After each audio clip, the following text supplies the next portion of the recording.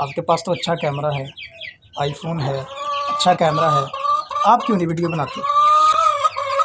अस्सलाम वालेकुम, कैसे हो मेरे दोस्तों? ठीक हो? ये देखो कहाँ पे बैठा हूँ, लेट जाता हूँ। देख रहे हो छत की हालत, देख लेट जाता हूँ। आप भी इस तरह के काम करो। आपके पास तो अच्छा कैमरा है, आईफोन है, अच्छा कैमरा है, आप क्यों नहीं वीडियो बनाते? अब वीडियो बनाना शुरू करो, अपलोड करो।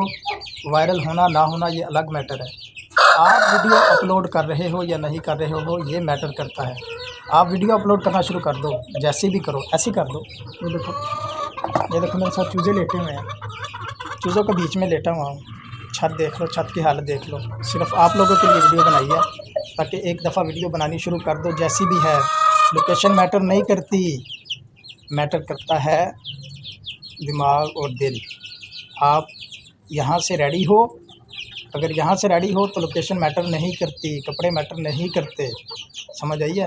बस जैसे भी हो वीडियो बनाकर अपलोड करना शुरू कर दो, एक ना एक दिन कामयाब हो ही जाओगे इंशाल्लाह। दुआ में याद रखें, चैनल को लाजमी सब्सक्राइब कर दें, वीडियो को लाइक कर दें, अच्छा सा कमेंट कर दें। अल्लाह हाफिज़।